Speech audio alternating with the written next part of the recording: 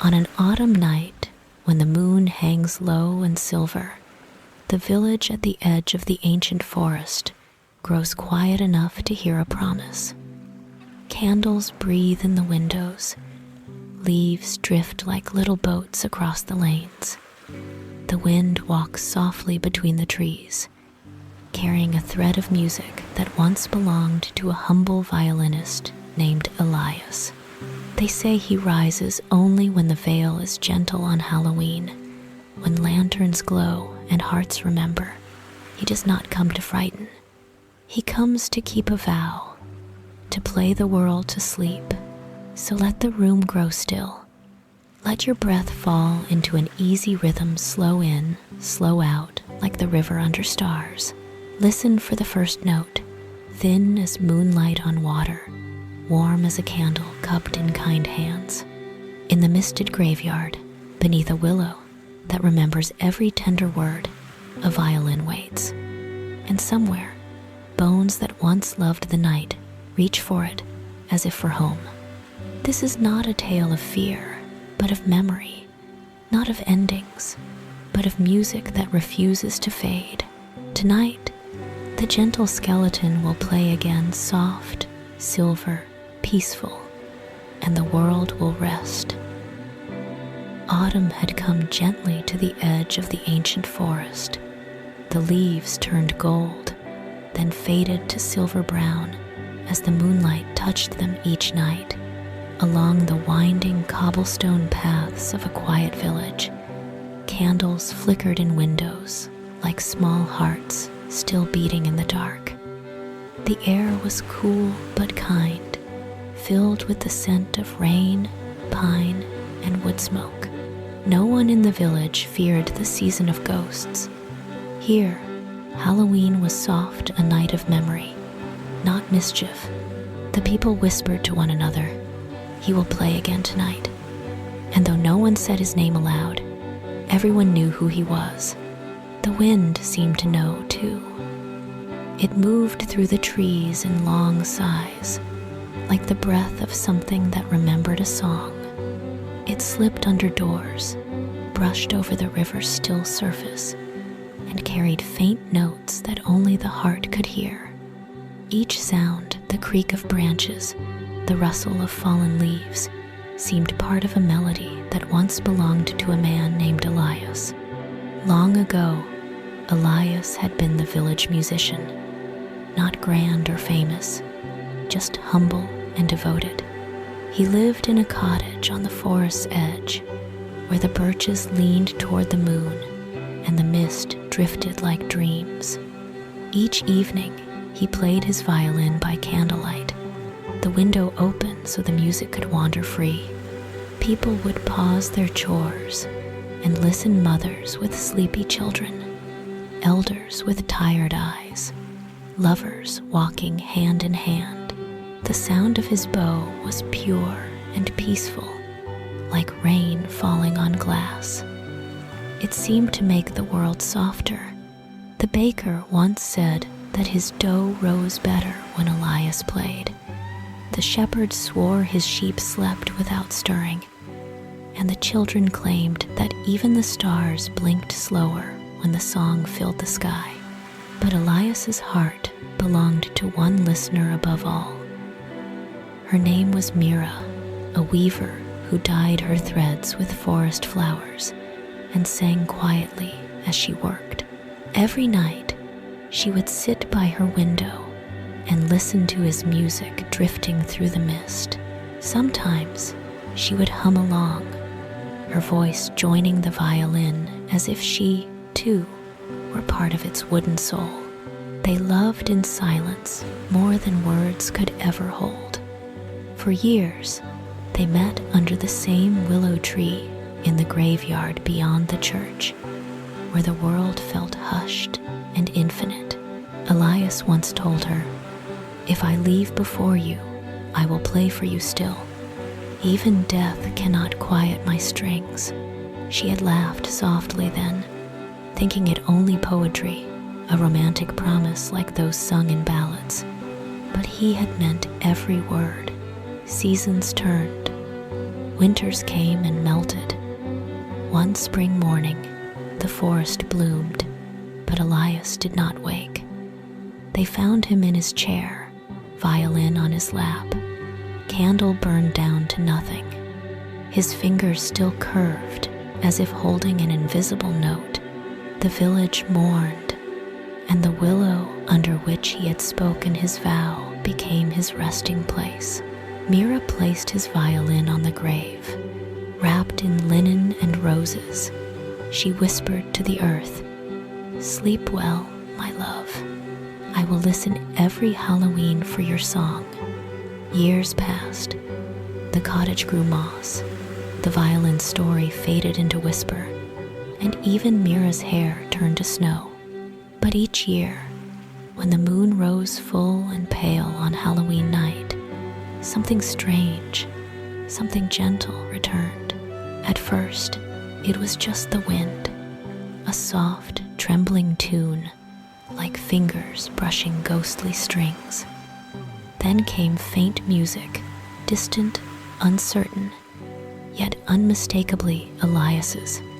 It drifted over the rooftops and through the woods, tender and slow, as though someone were playing for the stars. Children who couldn't sleep would smile and close their eyes. The elderly would rest easier, saying, "He keeps his promise." And Mira, until her final autumn, would sit by her window and whisper, "I hear you, my love." Now, many generations later, the story remained. The people told it like a lullaby, their voices low and warm. Each Halloween, they would say, when the candles burn steady and the wind hums through the trees, Elias, the gentle skeleton, rises from his resting place. He does not haunt, he does not weep. He simply plays soft lullabies for the living and the lost. The children always asked, "What does he play?" And the elders would smile. He plays the kind of song that makes the world stop worrying, the kind that reminds you of someone you loved long ago. Tonight was one of those nights. The sky stretched wide and silver, with clouds like drifting feathers. The moon looked down as though remembering too. In every house, candles burned in glass jars, their light trembling against wooden walls. The villagers finished their dinners quietly, speaking in hushed voices, as if not to disturb a dream. Outside, the air was calm. The forest stood still, its leaves whispering secrets to the wind. Somewhere beyond the last cottage, near the old graveyard, the mist began to stir, not wildly, but like breath gathering before a sigh. The willows bowed low, their branches trailing across the ground, as though greeting an old friend. Then, for those awake and listening, a faint sound began. One long silver note, soft as moonlight on water. It drifted across the hills and through the fields, carrying a warmth that was not of this world. The note quivered, deepened, and became a melody, a lullaby played with patience, like a heartbeat that had waited 100 years to be heard again. The sound filled every shadowed corner. The owls fell silent. The river slowed its murmuring. Even the candles flickered in rhythm, as though remembering the old promise. Children turned in their sleep, smiling. A mother whispered to her baby, "It's only the gentle skeleton playing his song." And far away, under the willow tree, unseen by all, the air shimmered faintly, a glow between the roots and fallen leaves, where something ancient and kind had begun to wake. The first leaves of midnight drifted down, swirling through the mist. The wind carried the last echo of that first note through the sleeping village, whispering softly through half-open windows, "He has returned." And so, Once again, the night of the gentle lullaby had begun. Long before he was called the gentle skeleton, Elias was simply Elias, the quiet violinist who loved twilight more than day. He lived alone at the forest's edge in a small cottage built of river stones, its windows always glowing faintly from candlelight. Inside, his violin rested on a wooden chair by the window, not as an ornament, but as a companion. He played for no audience but the world itself. His melodies rose and fell like the wind through the birch trees, calm and alive. Each note carried warmth into the cool air, floating over the rooftops toward the village square. Some evenings, people would gather outside his gate just to listen, standing silently beneath the old lanterns. Elias never asked for coin or applause. Music to him was a kind of prayer, a way of speaking to the stillness between heartbeats. And those who heard him understood, even if they could not say why. Yet the one who understood him best was Mira. She came to the village each week with baskets of dyed threads and linens, her hands always tinted with the faint colors of flowers, gold from marigold, violet from wisteria, soft blue from the morning sky. Her laughter was quiet, like a bell heard through mist. The first time Elias saw her was one early spring evening. He was sitting beneath the willow that grew beside the old churchyard, playing as the sunset slipped behind the hills. She stopped on the path, listening. Her eyes shone with a gentleness that mirrored his own music. For a long moment, neither spoke. The world seemed to rest around them, the air still, the light fading to honey. After that, she came often. Sometimes she brought a lantern, sometimes a loaf of bread, sometimes nothing but her presence. He would play, and she would sit by him, weaving as she listened. The rhythm of her hands on the loom matched the slow, tender pulse of his bow upon the strings. They spoke little. Their silence was its own kind of harmony. One night, when the moon was full and pale, Mira said softly, "You play as though you're speaking to someone far away." Elias smiled. "Perhaps I am, to everything that once was, and everything that will be. Music remembers what words forget." She nodded, understanding more than he had said.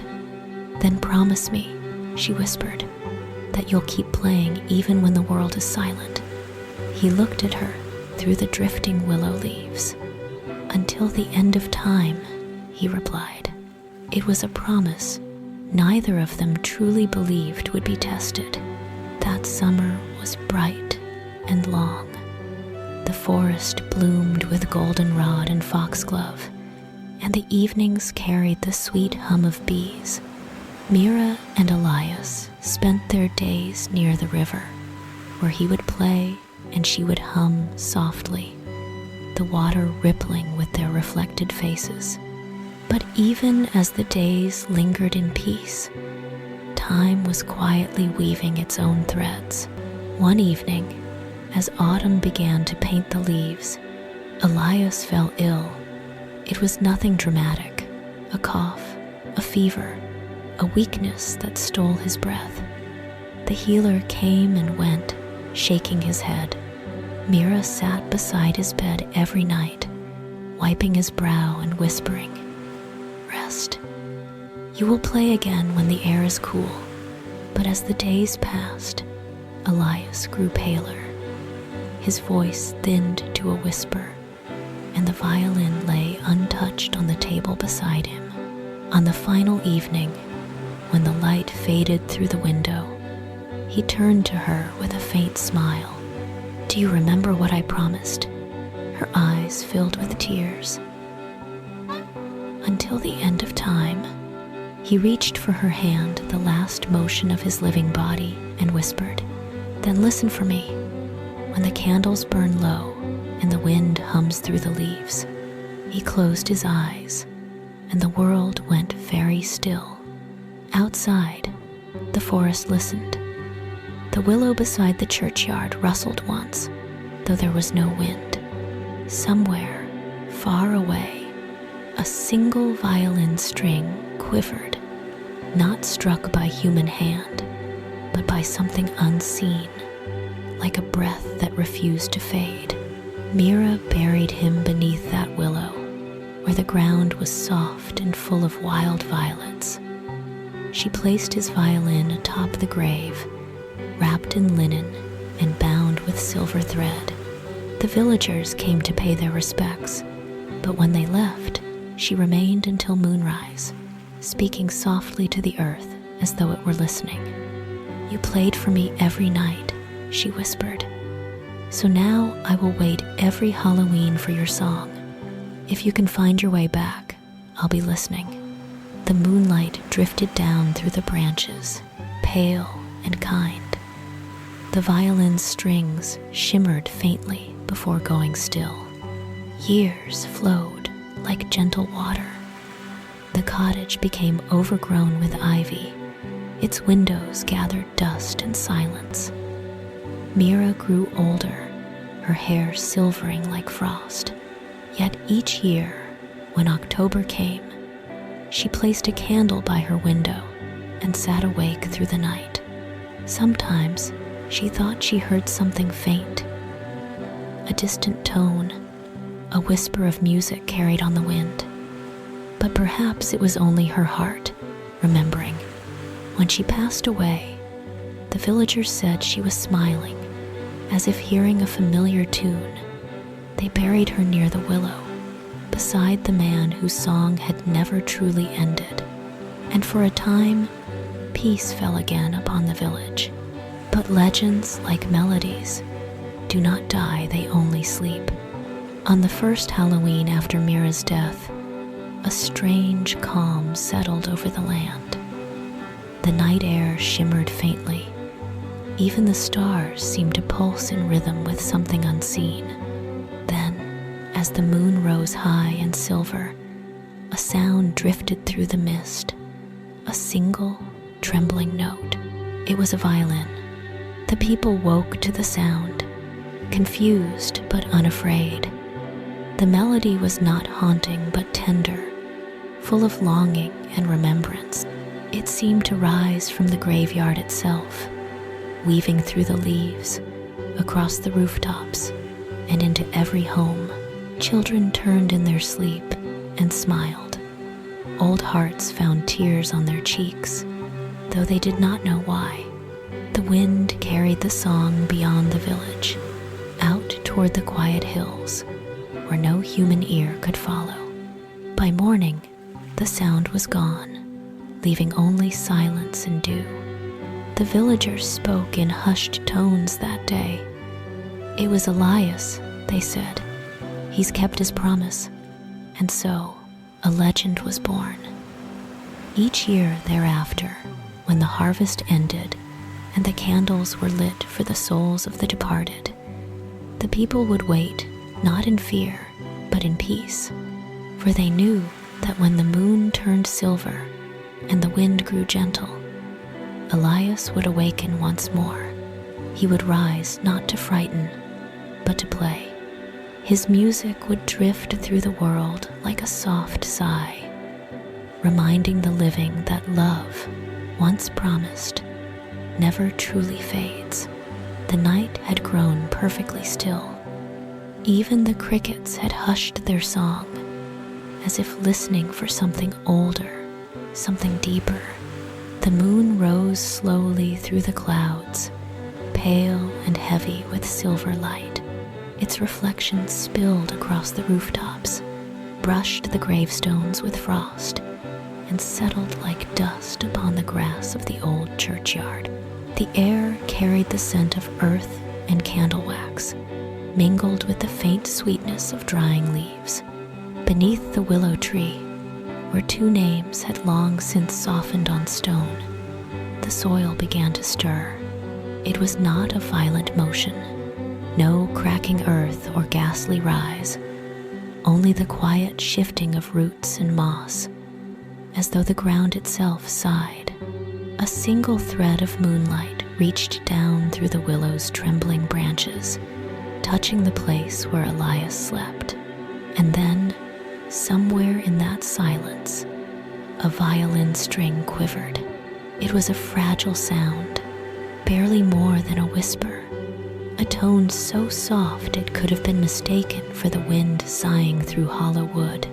But it was not the wind. The tone lingered, shimmered, and then another followed, as though an invisible hand were gently testing forgotten strings. A shape began to form among the roots, a faint shimmer, like mist taking form. Bone by bone, the shape of a man assembled not through horror, but through grace. The moonlight itself seemed to weave him together, outlining each pale curve and hollow with reverence. His ribcage gleamed faintly, like a lantern made of ivory glass. When he finally stood, the night did not recoil. The mist parted for him, respectful and still. His skull lifted toward the moon, as if in greeting, and within the hollows of his eyes glowed a faint, soft gold, not fire, but memory. He took a slow breath, though lungs no longer filled him, and for a long while he did nothing. The world seemed to wait. Then, with gentle fingers of bone, Elias reached down and uncovered what had been waiting beside him for years, his violin. Its wooden body was worn but whole, preserved by care beyond mortal hands. When he touched it, the instrument seemed to awaken, the varnish catching the moonlight like liquid amber. He lifted it beneath his chin, his empty gaze turning toward the village, sleeping beyond the trees. The bow, made not of horsehair now, but of moonlight, drew softly across the strings. The first note trembled through the air, thin and uncertain, as though remembering how to be alive.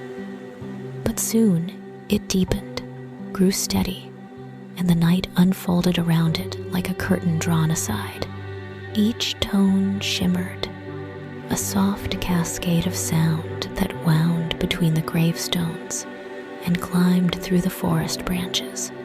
It was a lullaby, fragile yet unbroken, the same melody he had played so long ago for Mira, when the stars hung low and the world was kind. The forest stirred, as if recognizing him.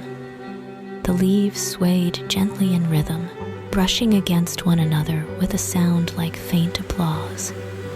The brook nearby, hidden under its blanket of fog, caught the tune and echoed it in rippling whispers. Far beyond the churchyard, in the quiet streets of the village, candles flickered in their windows. Some were old habit lit each Halloween for the departed, but tonight they seemed to burn brighter. The light pulsed in rhythm with the music, like hearts remembering something long forgotten. In a small cottage at the end of the lane, an old woman stirred in her chair. Her wrinkled hands opened slowly. She did not speak. Her lips formed no words, but her eyes filled with tears. She knew the song. Her grandmother had told her about it when she was a child, the night the gentle skeleton first rose, and how his music soothed even the restless dead. The lullaby drifted further still, crossing fields where scarecrows leaned under the moon, and barns where animals lay in calm repose. The very air seemed to hum with peace. Even the owls, who usually called to one another from the trees, were silent, listening. In the graveyard, Elias's movements were slow, serene, each motion of his bony hand a gesture of devotion.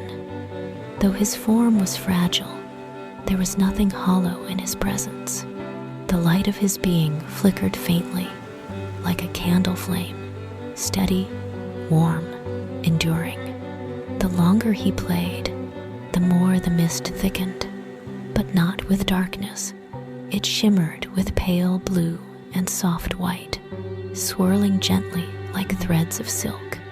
From within, it came faint shapes, outlines of people, children, and elders, lost souls, wandering for years, drawn to the music like moths, to gentle light. They did not moan or cry. They simply stood, listening, their translucent faces serene. Elias turned toward them, and the bow slowed upon the strings. "For you," he whispered, though no breath moved through his ribs. "Rest easy, old friends. The night is kind again." He began to play once more, slower now, the melody deep as a sigh. The souls swayed softly with the rhythm, their edges fading into the glow. One by one, they dissolved like morning mist, carried upward toward the stars. Each time one vanished, a faint note of harmony joined his violin, as if the spirits were adding their voices to his song. And so, the night became a choir of peace. Elias closed his eyes, or the hollow places where eyes had once been, and let the sound carry him. He felt no sorrow, no longing, only the simple truth that music, once born, could never die. It only changed hands from living to lost, from heart to memory. He played until the horizon began to pale. The last note lingered, trembling like dew on a leaf. Then it faded into silence, leaving behind only the sound of the breeze moving through the willow branches. The graveyard rested again. Elias lowered his bow and looked toward the first hint of dawn. The gold glow within his skull flickered faintly, reflecting the soft light on the horizon. He bowed his head once, as though thanking the moon for her company, then turned to rest his violin gently against the roots of the willow. He sat down beside it, folding his hands in his lap. The mist drifted around him, wrapping his form like a blanket. For a time, he seemed to watch the morning approach. But as the first bird sang, he grew still, no longer bone or shadow, but silence. The moon, fading above, shone her last light upon him before sinking beneath the hills. And though the world woke once more, though roosters crowed and smoke rose from chimneys, and the villagers began another day, the peace of that music lingered. In every corner of the village, hearts were softer, children slept longer. Even the wind carried a gentler tone, humming faintly as it passed through the birch trees. The people would say, when the next Halloween came near, "Do you feel it? The air grows lighter, the moon calls again." For somewhere beneath the willow roots, the violin waited, and so did he. And when the moon would rise once more, she would call his bones again to dance and to play, not for fear, but for love. The wind was soft that Halloween night, gliding through the trees with the hush of a mother's breath. The mist curled low around the old gravestones, weaving in and out of the willow's trailing branches. Above, the moon hung silver and patient, its glow gentle enough to make even shadows look kind. Elias stood in that light again, tall and thin as the reeds by the river, his ivory bones glimmering faintly beneath the drifting fog. The violin rested beneath his chin, bow poised midair. For a moment, all was still the calm before a dream begins. Then, with a motion slow and reverent, he drew the bow across the strings. The first note quivered through the air, thin as the edge of dawn. It rippled across the field, brushing the tips of dry grass, gliding through the open gates of the graveyard. and wandering toward the sleeping village beyond. The melody was not one of sorrow, but of memory, a gentle remembrance of all things that once were kind and bright. It moved like moonlight through curtains, quiet and tender, touching every corner of the night. Soon, the mist began to shimmer. Pale lights flickered between the stones. Not candles, not fireflies, but small shapes rising from the earth. They were faint, translucent, like the shimmer on water at dusk. Lost souls, the forgotten. Those who had drifted too long between the world of the living and the peace beyond. They came without fear. They floated toward the sound, drawn as if to warmth. Elias did not turn to face them. He needed no eyes to know they were there. He only played soft, slow, deliberate. The bow traced arcs of silver light, and with every stroke, the air thickened with calm. The souls gathered closer. Some looked like children, some like elders, all wearing the faint outlines of the lives they once had. They swayed gently to the rhythm, as though remembering the comfort of heartbeat and breath. The song wound around them like a blanket of light, and as they listened, the weight they carried of fear, regret, unfinished dreams began to dissolve. Each note seemed to take a burden and turn it to dust. One by one, the faint shapes began to lift higher, fading softly into the starlit mist. Elias watched them rise. He could feel their gratitude in the stillness they left behind, not spoken, but understood. The forest, too, seemed to listen. The trees creaked quietly in time with the melody, their leaves trembling like chimes. The river nearby caught the song in its slow current, carrying it onward in ripples that glowed faintly with reflected moonlight. Even the animals felt it. The fox in its den rested its head upon its paws.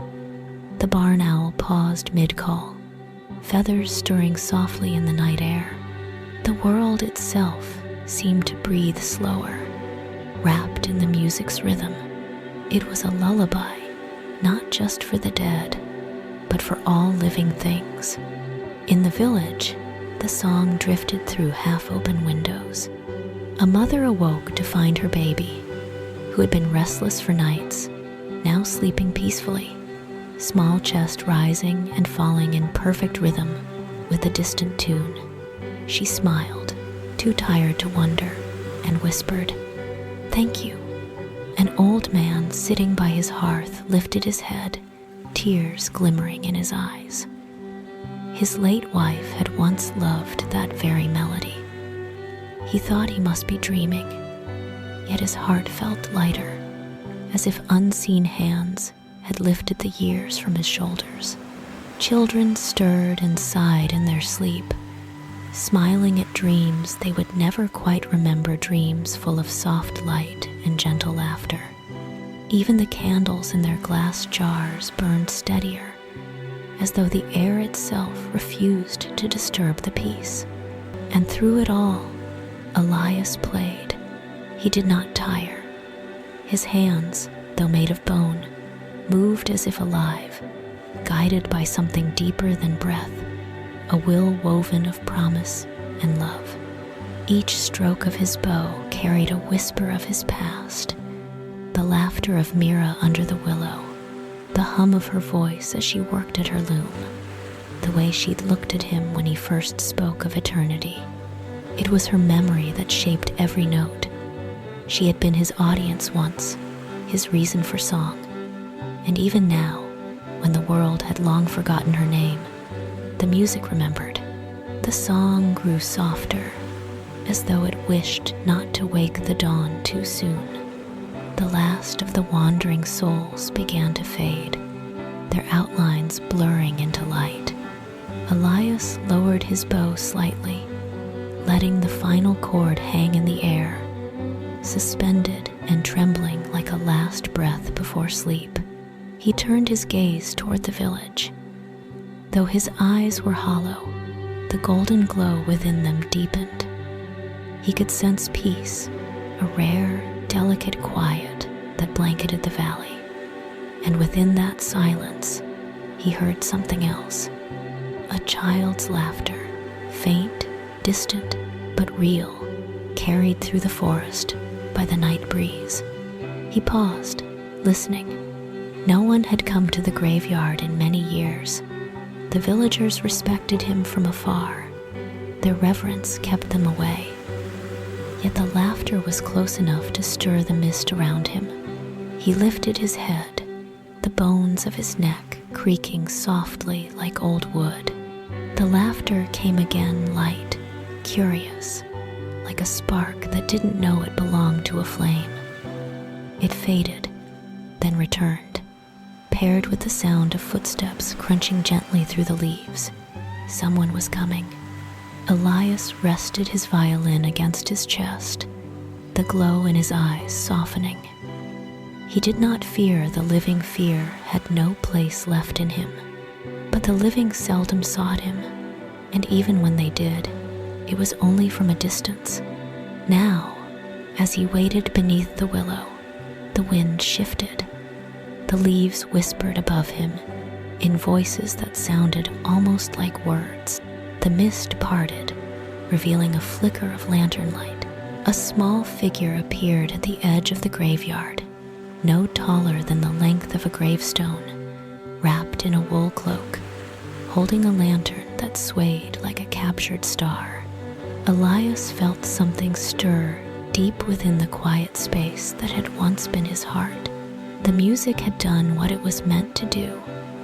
It had called not just the lost, but the living, the brave, the innocent, the dreamers. He lifted the bow again, letting the first notes of a new melody drift toward her. A tune softer than snow, meant not to frighten, but to guide. The child hesitated, then stepped forward. The lantern light glowed across the moss and stones, catching briefly on his violin, on the shimmer of his bones, and on the mist that curled around him like silk. Elias bowed his head slightly, the motion slow and graceful, as though welcoming an old friend. The child did not run. She simply listened, and so the night deepened, holding its breath between one heartbeat and the next. The music wound between them like a silver thread, binding the living and the dead in a silence too gentle to break. The moon lowered toward the forest's rim, casting long shadows through the willow branches, and as the stars looked on, the gentle skeleton began to play again, not for the lost this time, but for the one soul who had come to find him.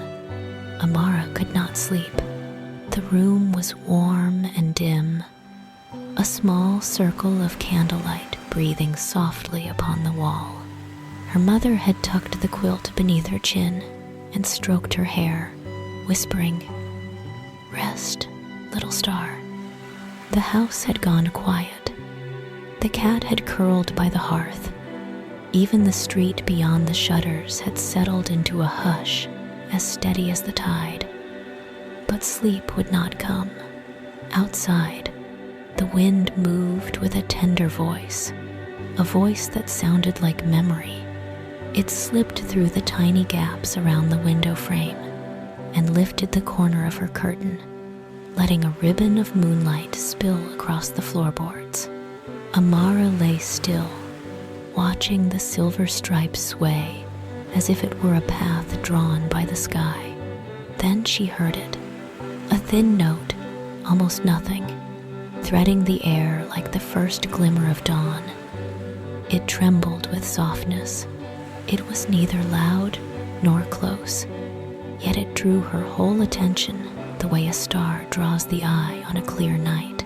Another note followed, warmer, slower, and then a melody, the gentlest kind, moving as water moves when it knows its way. Amara sat up, Her heart did not race. It steadied.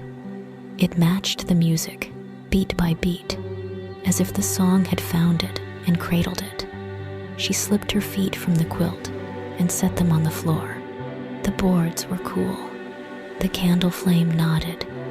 She stood and lifted her small wool cloak from its peg, careful not to wake her mother, careful not to disturb the calm. The melody drifted again, a silvery line crossing the night. At the window, Amara drew the shutter a little wider and looked out. The village lay as if listening too, roofs quiet under the pale sky, chimneys faintly breathing, lanes soft with the dust of fallen leaves. Beyond the last cottage, the edge of the forest gleamed, blue-gray with mist. That was where the sound came from. That was where the night was singing. Amara opened the latch. The door sighed gently, like a sleeping friend turning on a pillow.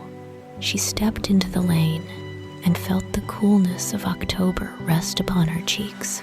She did not shiver. The air smelled of apples and damp earth, and the faint, clean tang of candle smoke. The moonlight rested on stones and gates, the way a kind hand rests on a shoulder. She lifted her lantern from the hook by the door, a small tin frame with glass as thin as a dragonfly's wing. She touched its wick to the candle she carried, and the lantern bloomed with a soft little star. The glow did not fight the moon. It joined it, warm within the silver, like honey poured into milk. The violin called again. Amara walked. Her shoes whispered on the cobbles. The houses passed by, window by window, each one holding its own small ocean of sleeping breath. She rounded the last turn, where the lane narrowed and the hedges grew wild. On the other side of the hedge, the meadow waited, a sheet of frost blue quiet threaded with the pale shine of dew. The grass bent and lifted, as if the earth were breathing slowly in its sleep. She crossed the gate and entered the field. The lantern's light slid along each blade, leaving little sparks of gold that faded back to silver. The music grew clearer. She could hear the bow now, the way it brushed and returned, in a pattern as steady as a tide upon sand.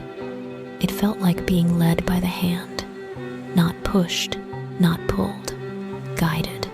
At the far end of the meadow stood the forest, its trees gathered like elders around a story. Amara paused at the first birch, laying her palm against its smooth, cool skin. "Hello," she whispered, because it felt right to introduce herself. The birch did not answer, but a leaf brushed her wrist, soft as a nod. She went on. The path beneath the trees was a ribbon of pale dirt, calm underfoot. Ferns bowed away to let her pass.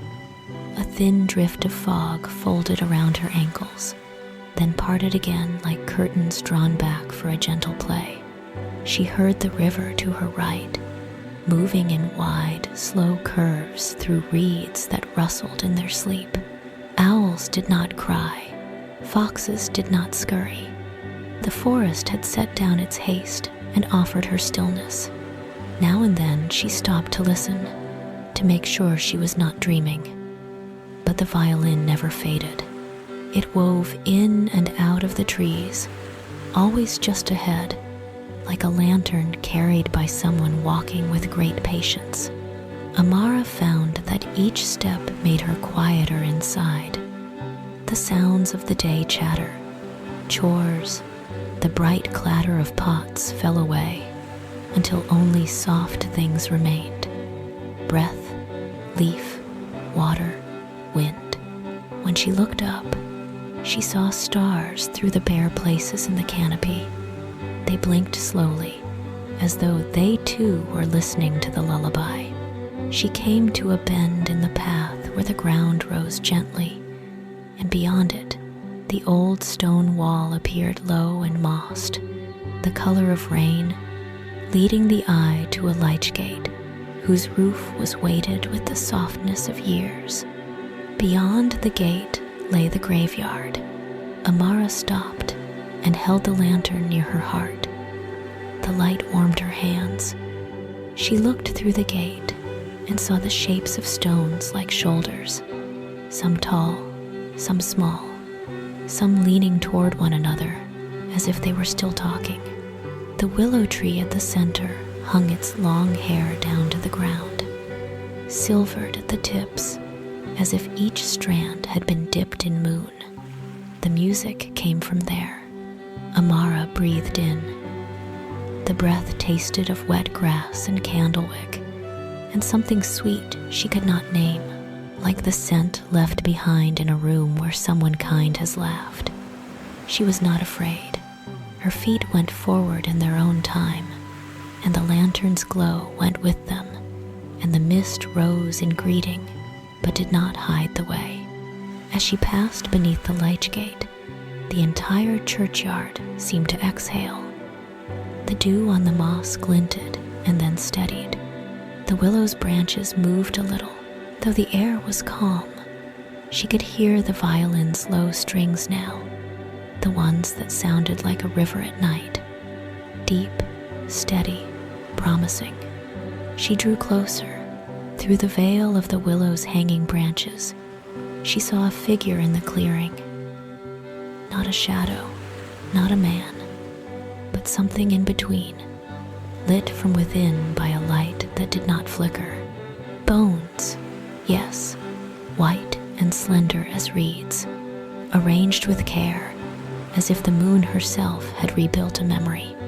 A violin rested under his chin. His hands, made of grace and patience, were moving with the slow certainty of someone who knows exactly why he has returned. Amara stood in the soft penumbra beneath the leaves and watched. The bow traced arcs of silver in the air. Each time it rose, a note rose. Each time it fell, a note fell. The spaces between the notes felt full, like cups holding water. The grass at his feet looked brighter, the stones calmer, the night kinder. The figure turned slightly, as though he felt a new presence enter the circle of the willow's protection. His eyes were not eyes. They were hollows, holding a warm gold, the color of candle ends. He did not startle. He did not hide. He merely grew a fraction more still, the way one does when a bird lands nearby and the body wishes not to frighten it away. Amara lifted her lantern a little, not to search him, not to test him, but to let him see her face. "Hello," she said, because it felt right to offer the simple truth first. The melody softened, the bow slowed. A smile seemed to move through his whole posture, like a ripple of light through water. He bowed his head, a small, courtly gesture that made the willow leaves shiver with approval. Amara stepped once, then twice, then once more into the clearing. The violin answered with a phrase bright as dawn and soft as evening, the kind of phrase that lives at the edge of a lullaby, where beginnings and endings hold hands. It was a welcome. It was also a question. Are you well? Are you tired? Shall we make the night peaceful together? Amara found that she wanted to laugh and cry, both very quietly, both at the same time. She nodded. "I couldn't sleep," she whispered, and the words came out like breath on glass, leaving a tender crescent that faded almost at once. The figure regarded her with that warm, hollow light. The bow rose again. A new melody began, gentler than gentle, made of simple steps, easy turns, silver pauses. It curved itself around her shoulders, the way a shawl is laid by someone who does not want to wake you. Amara sat upon the moss. The lantern rested beside her like a small moon that had decided to stay. The willow's long leaves wrote soft lines in the air. She listened. The graveyard became a room with no walls. The sky became a ceiling painted with slow stars. The wind wrote the word peaceful again and again on the backs of her hands. Her eyelids grew heavy, not with stubborn sleep, but with the blessing of rest. Yet she did not close them. She wished to see and remember. She tilted her head. "Are you the one from the stories?" she asked. The skeleton's answer was not a word.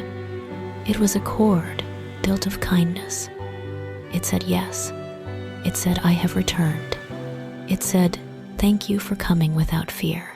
Somewhere in the village, a distant clock murmured the hour. Somewhere along the river, water-kissed stone. Somewhere in the field, a hare lifted its ears and then settled again. Amara's breath matched the music. The music matched the night. The night matched the moon.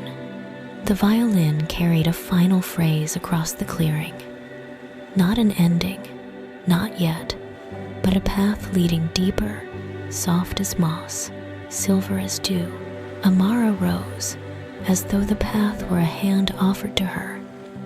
The willow parted its veil a little more. "May I come closer?" she asked. The bow made one tender stroke.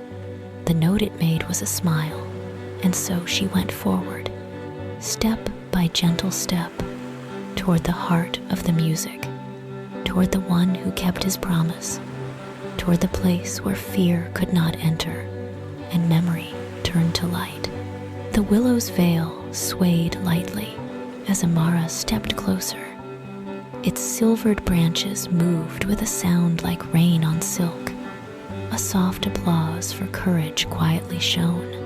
The air inside the clearing was still and bright, lit not by any fire, but by the calm shimmer of moonlight that had found its way between the leaves. At the center stood Elias, the gentle skeleton, perfectly still, except for the rise and fall of his bow. His form gleamed with a faint blue sheen, as though each bone remembered starlight. Around his feet, the grass shimmered faintly where his music had passed. Small blades bent, as if listening still. When Amara entered, the melody did not stop. It changed. The bow slowed, turning from the wide, sweeping motion of song to a quieter, circular rhythm. The sound that came forth was neither sad nor joyful. It was expectant, like the hush before a story is told. Elias turned his head slightly toward her, and though his face could not smile, the warmth that filled the clearing was unmistakable. Amara felt it before she understood it. This was not a ghost meant to haunt. This was someone who had been waiting to share his peace. She bowed her head shyly. "Hello," she whispered again, the lantern trembling faintly in her hands.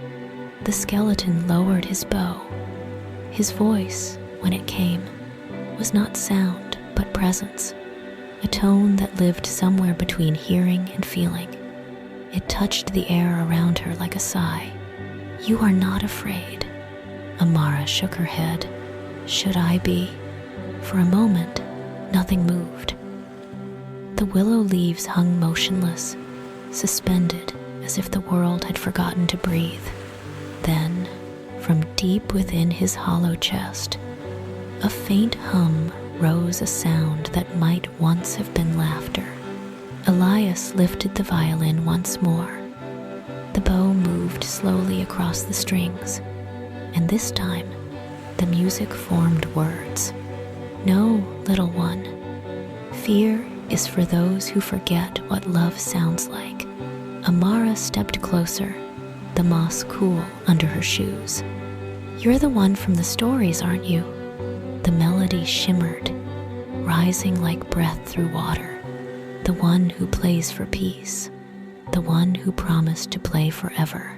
His bow traced a gentle arc in the air, and she understood it as a nod. She came to stand beside him beneath the willow. Her lantern's light mingled with his, and the clearing seemed to brighten, not harshly, but in a way that made everything softer, as if the night itself were leaning in to listen. The skeleton began a new song. The first notes were long and trembling, each one stretching thin across the silence before fading into the next. Amara closed her eyes. She felt the sound pass through her, not just around her, but through her, filling the small corners of her heart that had felt lonely or unseen. She could almost see the story the notes told: a cottage near the woods, a man by the window playing his violin, a woman weaving by candlelight, two lives held together by sound and promise. The notes bent gently, as if the bow itself remembered the touch of another hand. When the melody paused, Amara opened her eyes. Elias had lowered the violin slightly.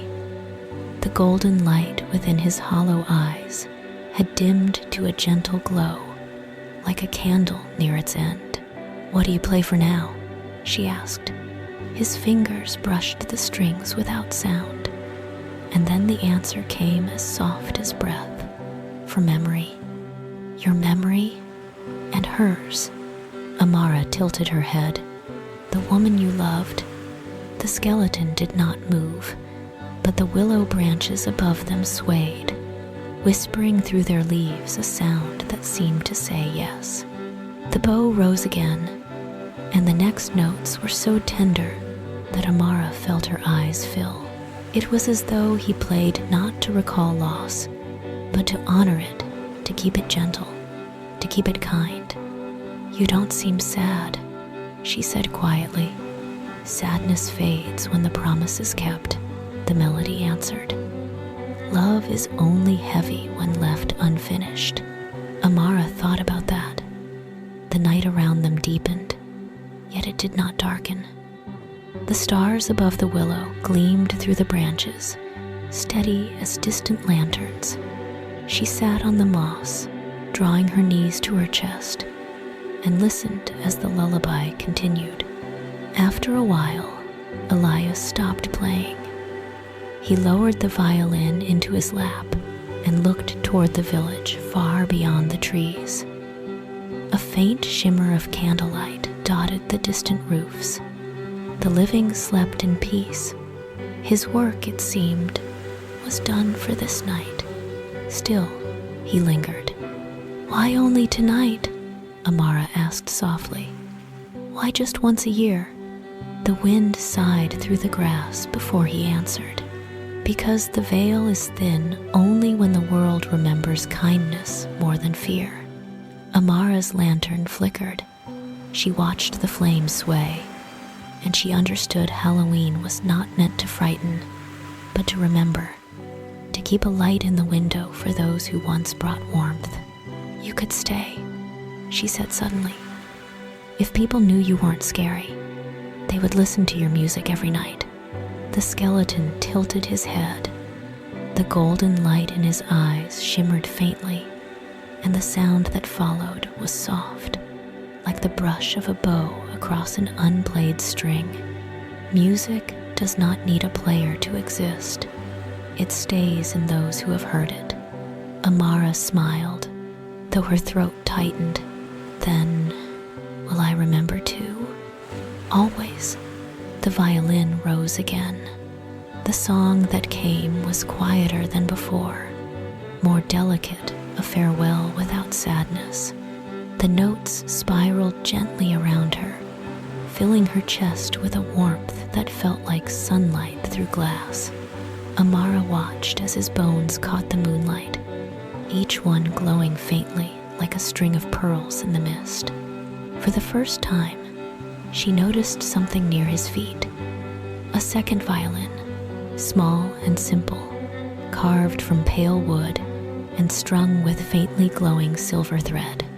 It had not been there when she arrived. Elias followed her gaze and then turned back toward her. The golden light within his eyes softened. He reached out one careful hand, the motion graceful and deliberate, and touched the small violin. It lifted gently, as though borne by the air itself, and floated toward her. Amara rose to her feet, astonished. "For me?" The skeleton inclined his head. The music that followed was like a nod translated into sound. She reached out. Her fingers brushed the instrument, and the moment she touched it, warmth flooded through her. It was as if every note he had ever played had gathered into that one gift. The bow, made of something like light, drifted to her hand. Elias stepped back, his silhouette merging slightly with the mist. "Play, little one." Amara hesitated.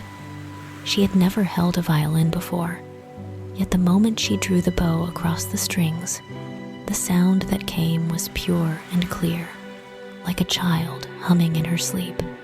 She laughed softly, surprised by its gentleness. The skeleton stood very still, the golden glow within him deepening, until it filled the clearing with a halo of calm light. For a while, they played together, his voice low and ancient, hers high and new, the two melodies weaving through one another like threads of light and memory. The willow swayed, the stars listened, even the mist seemed to hum along, and in that shared song, Amara understood the truth he had been carrying all along, that love, once given, becomes music, and music, once born, never dies. When the final chord faded, Elias lowered his violin. He bowed deeply to her, a gesture full of grace and gratitude. The air shimmered around him, thin as breath. "Will I see you again?" Amara asked. The answer came as a whisper between heartbeats. Each time the wind hums through the leaves, the golden light brightened once, then scattered like dust caught in dawn. The clearing fell silent, except for the faint echo of strings still trembling. Amara stood alone beneath the willow, holding the small, glowing violin to her chest. The mist curled around her feet, but the night no longer felt cold. Somewhere in the distance, the horizon began to pale. The first birds stirred. The promise of morning lingered just beyond the trees. Amara closed her eyes and whispered, "Thank you." The willow branches bowed. The clearing waited like a held breath. Willow leaves whispered. Mist curled. Moonlight rested on moss and stone. Amara stood with the small violin pressed gently to her heart. Its pale wood was warm. The bow in her hand glowed faintly, a silver thread spun from night. Across from her, Elias lifted his own instrument once more, and the golden hush in his hollow eyes grew steady, kind, and calm. He began with a single note, soft, simple, certain. The sound opened like a door. Amara felt the air around her change, not colder, not warmer, just clearer, as if the night had been polished until it shone. The note lengthened. It blossomed.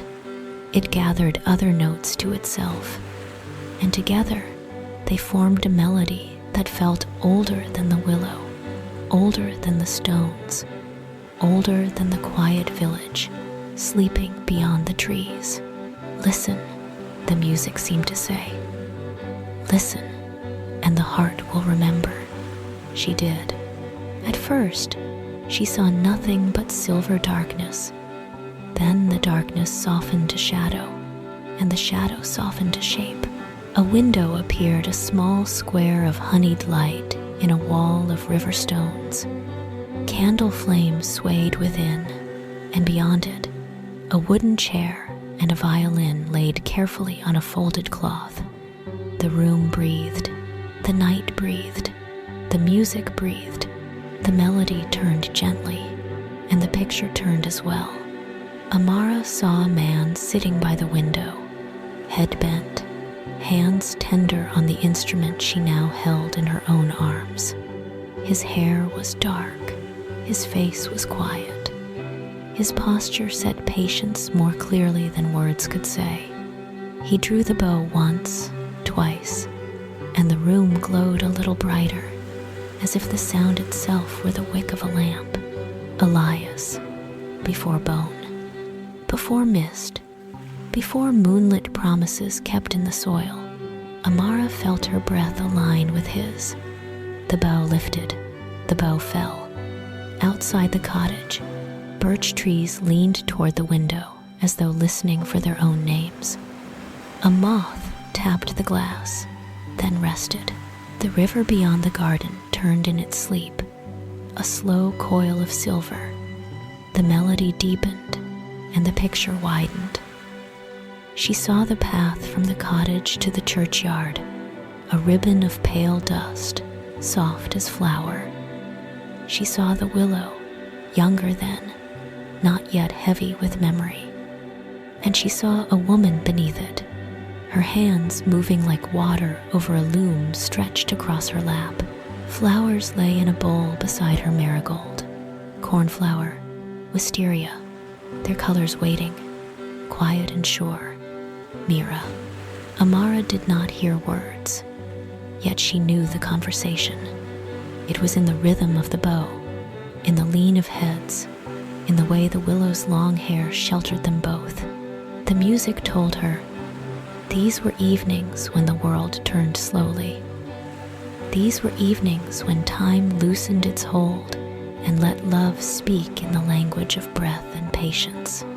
Notes climbed like starlight caught on a ladder of air. The cottage window dimmed, the garden brightened. Now the two of them walked the path together. Elias carried the violin. Mira carried a small lantern.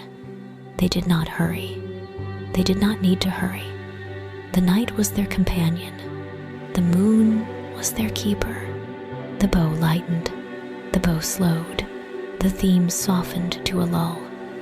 Amara felt the shift and let her own instrument answer with a hum, low and round, as if a seashell were singing. It surprised her. This voice she did not know she had. It was not skill. It was not training. It was recognition. The music had been placed in her hands, and her hands remembered. Across from her, Elias listened as if every note she made were a blossom opening. He met her phrase with another, and then another, weaving his lines through hers the way Mira once wove flowers through thread. A counter melody unfurled, gentle, glimmering, protective. It moved around Amara like a shawl of sound. Another image opened, a night of deep summer, a night of warm wind and ripe grass, a night when the stars felt close enough to touch. The two lovers stood under the willow. Candlelight rested on their faces. Their shadows touched and did not part. Elias lifted the violin and played for her alone a piece simple as prayer. And when he lowered the bow, the promise passed between them without a word. I will play for you until the end of time. Amara's hands trembled on the little violin. The promise flowed into her arms, through the bow, into the strings. Her answer was soft, a single thread of tone that quivered like a dewdrop on a blade of grass. She played it again and again, a quiet vow, a child's vow, echoing the older vow across the years. The two promises met in the air and held. The graveyard brightened. It was not a lantern's brightness. It was not dawn. It was the glow a memory gives when it chooses to rest without pain. The stones seemed smoother, as if worry had been polished from them. The names carved in them grew clear for a moment, then tenderly unreadable again. The mist lifted a little and then settled with a sigh. Elias's music turned, slowly, slowly, like a page turned by careful fingers. Amara saw the cottage in winter, frost on the window, round and lace-like, a bowl on the stove, sending up a faint curl of steam, the violin on its cloth, a candle burning down, steady and faithful. She saw a chair. She saw a body at peace in that chair. She saw hands still curved, as if they held a note that had no end. The melody did not break. It bent. It leaned. It breathed out. Then in. Snow fell in the picture. The flake pattern echoed the trembling of the strings. The whole world seemed to tuck itself in, to lay down its head. The willow was tall now, its branches draped like curtains around a bed. A grave was made. A violin was wrapped and laid with roses. A woman wept without sound, and still the music did not call grief by any loud name. It called it tender. It called it finished. It called it held. Amara felt tears on her face and did not wipe them away. They were soft tears. They left a warmth as they went.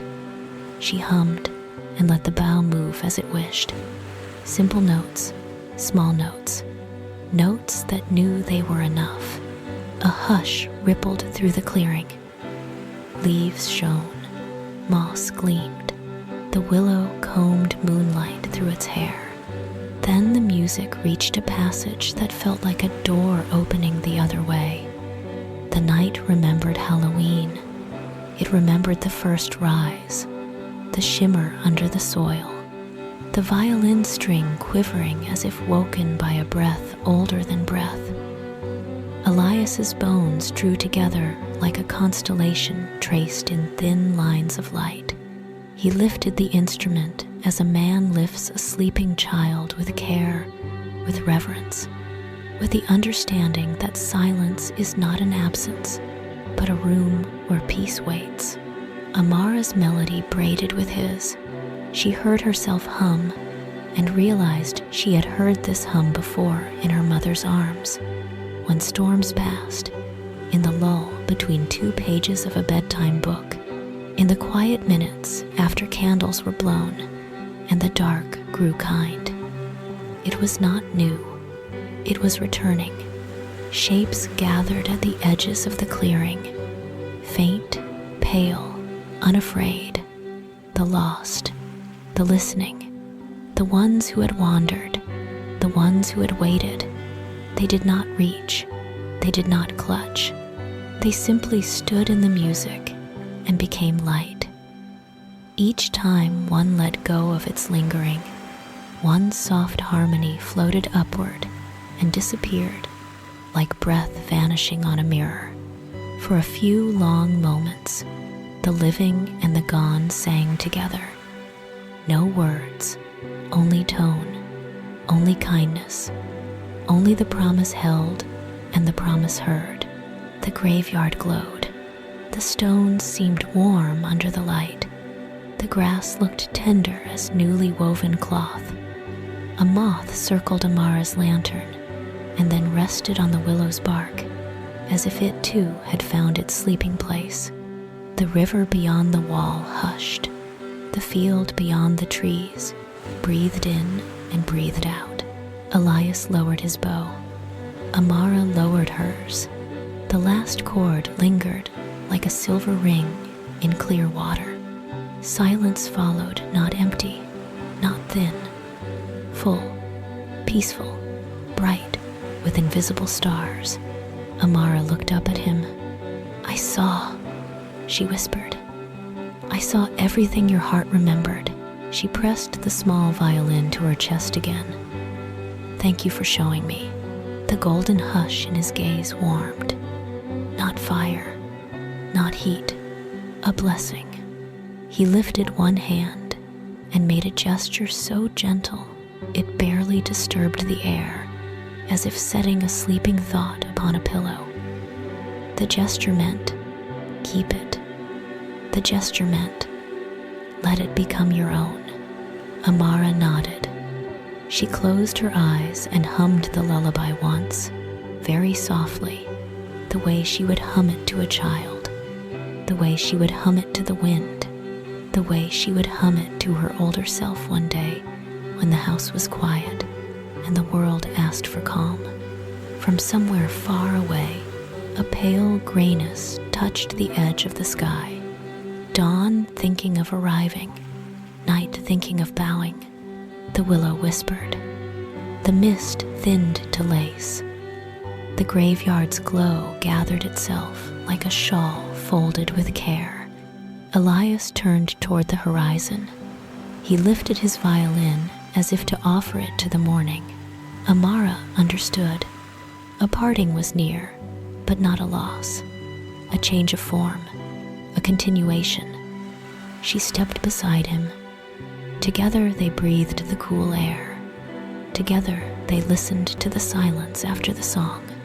The first bird, still sleepy, tried a note and then another, testing the light. Elias bowed his head. The wind answered with a hush, and the story moved, softly, toward dawn. The first light of morning was still a rumor, hiding beneath the horizon. The air inside the willow clearing shimmered softly, holding the last breath of night as though reluctant to let it go.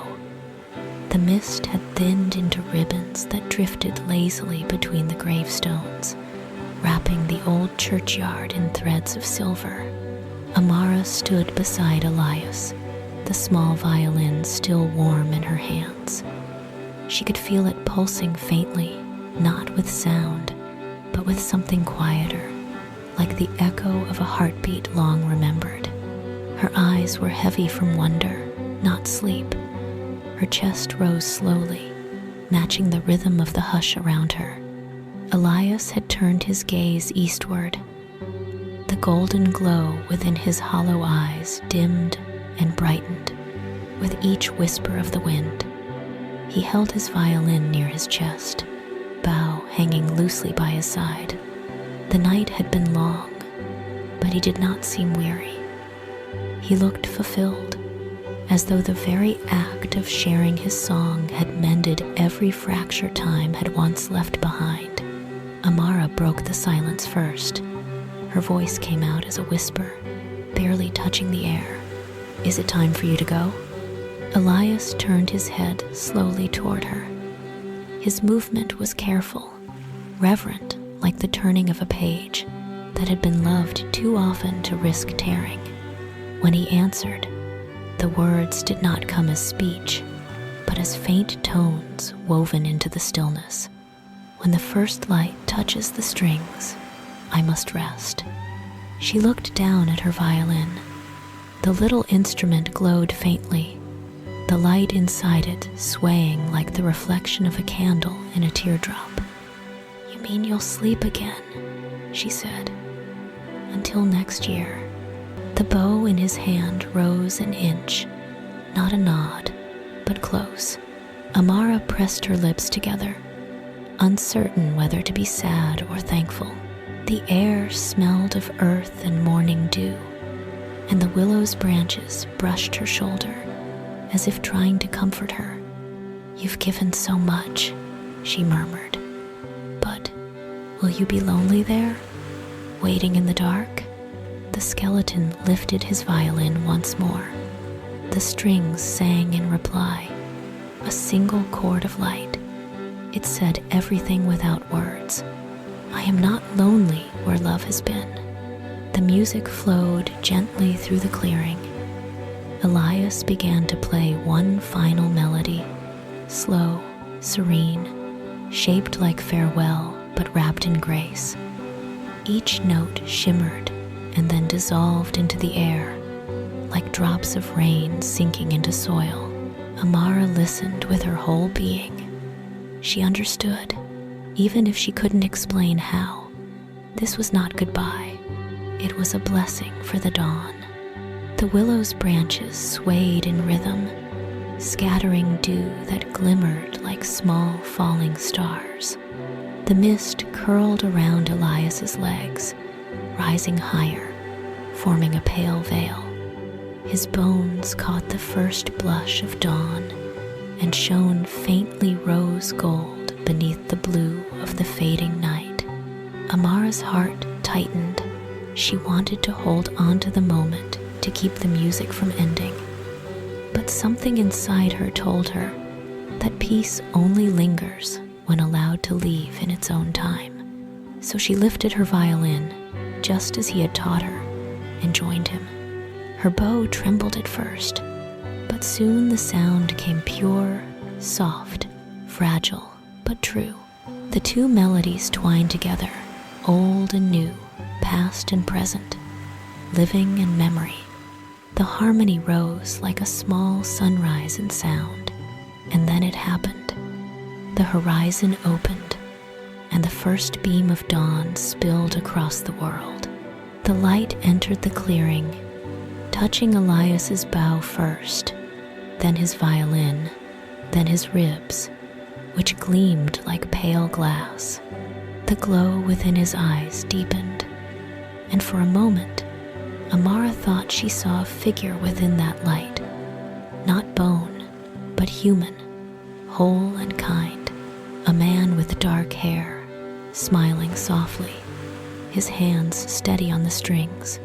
She blinked, and the image blurred into brilliance. The song reached its end not abruptly, but like a breath exhaled after a long and beautiful silence. Elias lowered his violin. The mist rose around him in waves of pale gold, curling higher, softer, until only the faint glint of his bow remained visible. He looked at her one last time. In the silence that followed, Amara felt the words rather than heard them. You will remember, and when you play, I will listen. The mist folded inward. The air grew warm. The willow's shadow shifted as the sunlight reached the heart of the graveyard. When Amara opened her eyes again, she stood alone. Elias was gone. Where he had been, the grass lay flattened in a perfect oval, as though the night itself had knelt there. Upon that spot rested his violin, not the one he had given her, but the older, worn instrument whose strings shimmered faintly in the morning light. Amara bent down. The violin was warm beneath her fingertips, impossibly so for something that had been buried beneath the earth for years. She traced the curve of its body, the faint scars in its varnish, the fine dust of moonlight still caught in the hollow beneath the bridge. The scent of aged wood and roses clung to it. A small tear slid down her cheek. Not a tear of grief, a tear of quiet gratitude. She placed both violins side by side in her lap. The little one hummed faintly, echoing the tone of its elder companion. Thank you, she whispered, for keeping your promise. Above her, the willow rustled gently, its branches sparkling with dew. The wind had changed, not cold, not sharp, but carrying the smell of sun on stone. Birds began to sing, cautious at first, then more freely. The world was waking. Amara looked toward the village, now glowing with soft color. Smoke rose from chimneys. A dog barked once. Somewhere, a door creaked open, and a woman began to sweep her doorstep. The night of miracles was ending, but the peace it left behind would not fade. Amara gathered the violins carefully. She stood, brushed the moss from her skirt, and glanced once more at the willow. The leaves shimmered like silver coins in the early light. Beneath them, the air glowed faintly, as though still touched by unseen hands. "I'll keep your song safe," she said softly. "Every note, and the willow, faithful witness to every promise ever made beneath its boughs, seemed to bow in acknowledgement." Amara walked back through the graveyard, past the leaning stones, through the mist that now smelled faintly of morning bread and smoke from kitchen fires. The birds followed her song. Her footsteps made no sound. When she reached the leach gate, she looked back once more and thought she saw the faintest shimmer, the shape of a bow lifted in farewell. She smiled. Then she stepped into the light. By the time she reached her home, the village had fully awakened. Her mother was in the doorway, surprised and relieved to see her, though she said nothing, only pressed a hand to her daughter's cheek and smiled with that knowing tenderness only mothers have. Amara placed the old violin gently on the table beside the candle that had burned itself low. Its strings caught the sunlight, and for an instant, the room seemed to breathe. Her mother tilted her head. "Do you hear that?" Amara nodded. A faint echo of the night's final note lingered in the air, long after the bow had stopped moving. The morning came slowly, as if unwilling to disturb the peace that lingered over the village. The fog that had blanketed the fields began to lift in soft ribbons, rising toward the pale sky and revealing a world freshly washed by silence. The roofs glistened faintly with dew, and the trees, heavy from the long night, whispered in low tones, their leaves trembling with small, golden sparks of light. Inside her cottage, Amara sat beside the window, the two violins resting on the table before her. The small one, the one Elias had given, gleamed softly, its body pale and smooth, like moonlight carved into wood. The older one, the one she had carried home from the graveyard, lay beside it, its varnish darker, edges worn smooth by years of playing. Together, they seemed to hum with a life that the morning itself honored. Her mother had not asked much. She had woken to find Amara asleep at the table, her head resting on folded arms, the violins close by.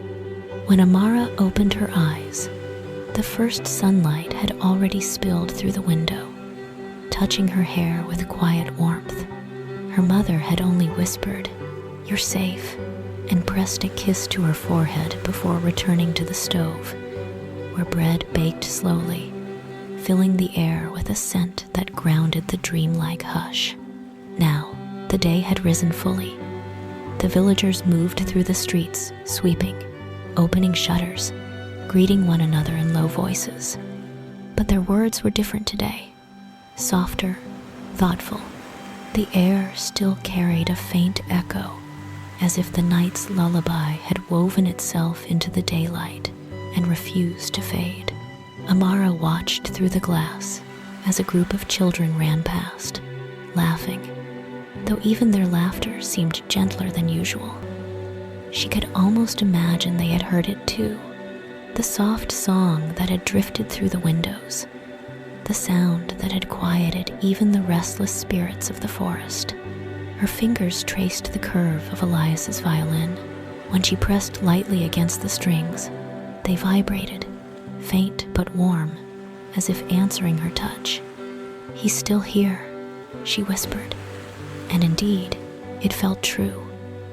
Not as presence, not as shadow or voice, but as a kind of peace that filled the air. The house seemed to breathe easier. The world itself felt kinder. She lifted the small violin and set it beneath her chin. The motion felt natural now, like returning to a familiar word. When she drew the bow across the strings, the note that emerged was as soft as a sigh. The sound shimmered in the morning light, delicate but full, like sunlight breaking over water. Her mother paused in her work and turned. The note lingered, then became a phrase hesitant, then sure, unfolding into the same melody that had graced the graveyard only hours before. It drifted through the open window, across the village square, down toward the river. People stopped to listen. A baker leaned against his doorframe, wiping flour from his hands. A shepherd paused mid-step, his flock frozen like white stones upon the hill. The sound reached them all not loud, but far-reaching. The kind of sound that seemed to carry memory rather than volume. For a moment, it was as though the entire village breathed in unison. When Amara finished, she lowered the bow slowly. The last note hung in the air and then dissolved into silence. Her mother, eyes bright with tears, crossed the room and wrapped her arms around her. "Where did you learn that?" she asked softly. Amara smiled faintly. "I think it was always here," she said, pressing a hand to her heart. Her mother didn't question it. She only nodded, as though the answer made perfect sense. That evening, when the sun began to dip and the sky filled with gold, Amara carried both violins back toward the edge of the village. The air smelled of earth and baked apples. The people who saw her didn't stop her. They simply smiled, as though they somehow understood where she was going. She followed the familiar path through the meadow, now glowing amber in the fading light. The river murmured beside her. The willow waited ahead, its leaves rustling with the soft rhythm of the breeze. The graveyard no longer looked haunted. It looked serene, like a place where things went not to end, but to rest. The grass was still damp from morning dew, and the moss on the stones caught the light in small halos of green. Amara knelt at the base of the willow, where the earth still remembered Elias's touch. She placed the older violin there, wrapping it once more in the linen she had brought from home. The fabric was embroidered with tiny stars, her mother's quiet work. "This belongs to you," she whispered. "Your song is safe with me, but this should stay where it was born." She pressed her fingers lightly to the strings. A faint tone answered her, like a sigh escaping from wood. Then the willow leaves moved only slightly, only once, but enough to send a single beam of light through the branches, striking the violin's body and setting it aglow. Amara smiled through her tears. "I'll play for you every Halloween," she said. "So the village remembers. So I remember." The wind carried her promise across the graveyard, down toward the fields, out to where the world began again. The willow bowed in silence, as if sealing the vow. Amara stood and wiped her hands against her skirt. The little violin still rested against her shoulder. She lifted it once more and began to play. The sound was gentle and golden, as though it had learned to speak the language of daylight. The melody wound through the branches and spilled into the open air, not haunting, but hopeful. Birds answered her with small trills, wings flickering like quicksilver in the evening glow. When she stopped, the world seemed to sigh again. The peace that had filled the night returned, not as mist this time, but as light. It touched everything: the grass, the stones, even the distant rooftops of the village. And somewhere in that warm stillness, she thought she heard the faintest echo another violin, far away, playing along. When she returned home, night was beginning to fall.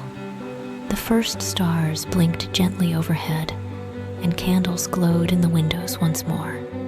She placed her small violin beside the window, leaning it against the frame so that the strings faced outward. Each time the wind passed, it touched the strings, and the faintest hum filled the air so quiet it might have been imagined, so gentle it might have been a dream. But Amara knew. She smiled and whispered, "Good night." The village grew still. The stars brightened. The moon rose round, silver and calm. And somewhere beyond the trees, in the hush between one breath and the next, a soft harmony joined her own. An unseen bow brushing ghostly strings, completing the chord. Elias's song lived on. The year turned gently. Autumn folded itself into early frost. Candles burned lower, then brighter again. The village went on with its quiet life. Yet something soft had changed. A kindness threaded through the days like silver and plain cloth. Amara kept the small violin by the window. On certain afternoons, when the air was still and the light was thin and gold, she played for a little while. Nothing grand, only lullabies and slow rivers of melody. Children paused on their way home and listened from the lane, leaning their elbows on the fence with a hush in their faces, as if each note were a falling leaf they did not want to disturb. Shopkeepers softened their voices. Even the dogs dozed with their noses tucked under their tails. The village became easy to live in, as if the music had softened the edges of time. When evenings grew early and the sky turned the color of smoke, Amara would set the violin down so that the wind could hum across its strings. The faint sound traveled like a secret through the house, up to the rafters, down to the hearth, out the window, and into the street. There, it joined the ordinary noises of life brooms on doorsteps, spoons against bowls, a kettle whispering, and made them gentle. She did not speak much about the willow, or about the night when bones shimmered like lantern glass. She kept those memories as one keeps a letter close to the heart folded, warm, ready to be read when the evening is long and the world asks for calm. Yet she promised the willow that, when the year turned and the veils thinned again, she would bring the song back to its first home. And so, when the leaves loosened and the scent of wood smoke braided itself through the lanes, the village prepared for Halloween. But they prepared as their grandparents once had, with candlelight and soft voices, with bowls of soup shared by open doors, with little paper boats set to float on the river like passing wishes. No masks, no fright. The night belonged to memory. On the last afternoon of October, the sky held a pearly quiet. Amara polished the small violin with a square of linen and checked the pegs with careful fingers. Her mother tied a scarf around her neck and kissed the top of her head, a blessing folded into a gesture. The two of them lit a stub of beeswax and set it by the window. The flame leaned, then steadied. When dusk arrived, the village seemed to breathe out. One by one, lanterns bloomed along the lanes. Their shy circles of light touched fences, curled around stoops, climbed steps like patient cats. The river gathered the glow into a rippled path, silver gold, that pointed toward the dark line of the forest. Amara lifted the violin and walked. She felt the hush before she reached the meadow, that calm, attentive silence that means the night is listening. The grass held beads of dew like a necklace, and each time her shoes brushed a blade, a tiny star trembled and dimmed. The forest waited with open hands. Owls blinked, bright and mild, and did not cry out. The birches let her pass with a soft whisk of white bark against her sleeve. When she stepped beneath the lich gate, the bell in the church tower rang once, then faded into the mist. The graveyard was as she remembered, stones leaning gently, moss like green breath, the willow holding a sky of its own beneath its draped hair. The air beneath its boughs felt familiar, a room without walls, a room without fear. "Hello," she said, because it was right to greet a place that keeps secrets kindly. She did not expect an answer, yet the leaves stirred as if a hand had moved through them. Amara stood where the grass remembered an oval of night.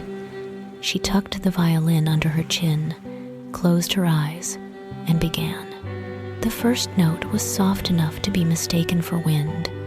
The second gathered it, rounded it, gave it a place to rest. The third opened the path. She played the melody she had learned in the clearing, not as a copy, not as a shadow, but as a living thing that had chosen her hands. The sound rose like breath on a winter morning and hung there, visible and tender, before drifting away. The village, though it lay a field and a forest away, seemed to lean closer, candles steadied in glass. Babies turned in their sleep toward the sound.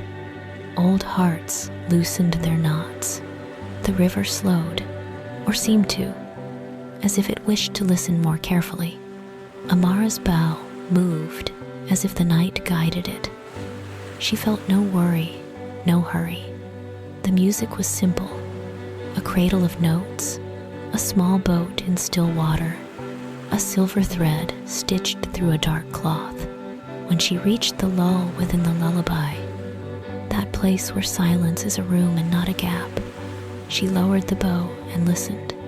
The willow answered, not with speech, not with a rustle alone, but with a tone that seemed to rise from leaf and bark and root together. It met her last note and held it, a harmony made of tree and time. And in that sound, something else returned, faint at first, then clear as a star reflected in a well. A second violin. Elias.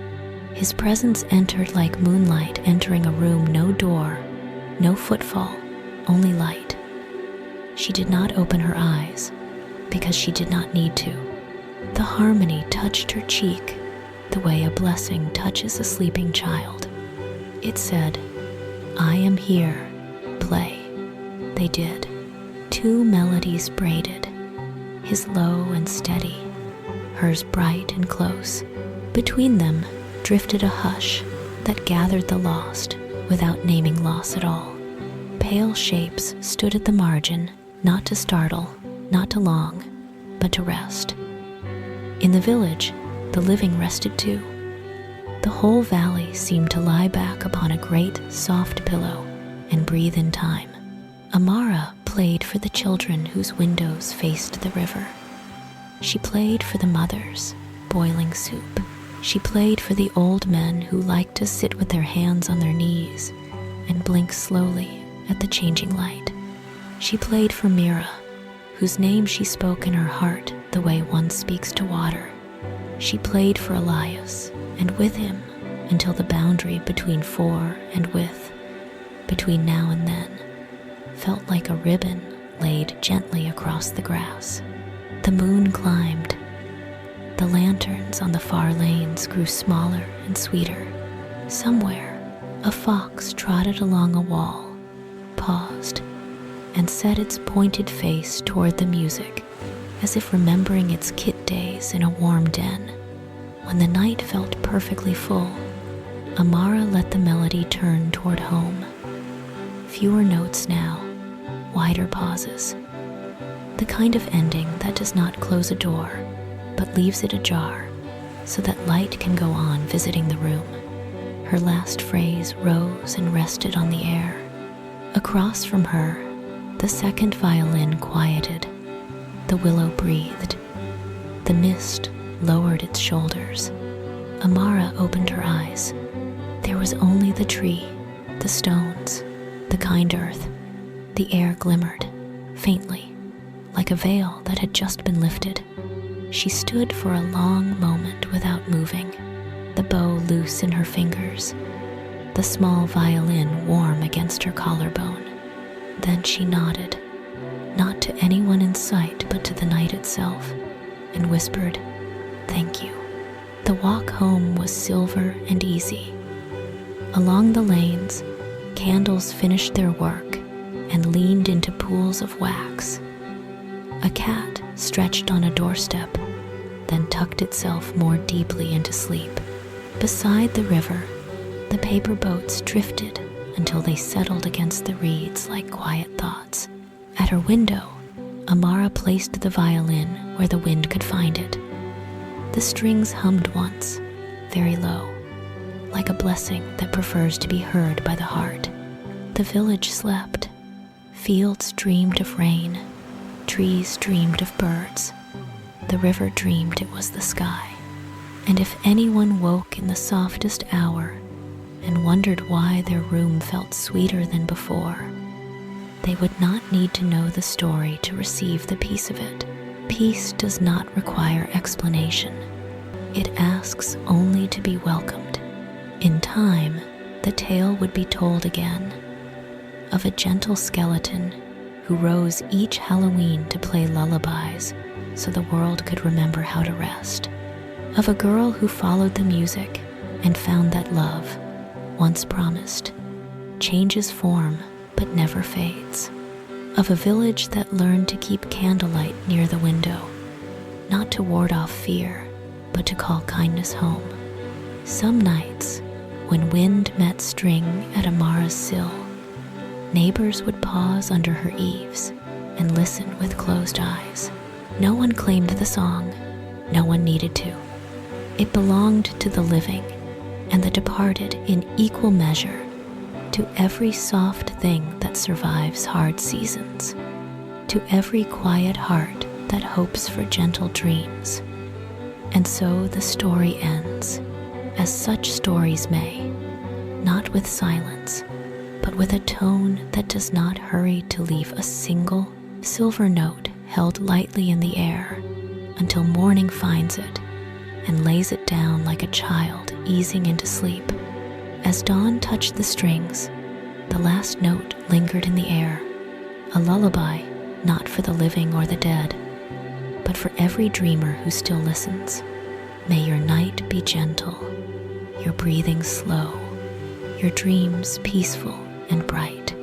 May the wind sing kindly at your window, and may the first light find you resting, warm and safe, until the world itself hums like a violin soft, silver and calm.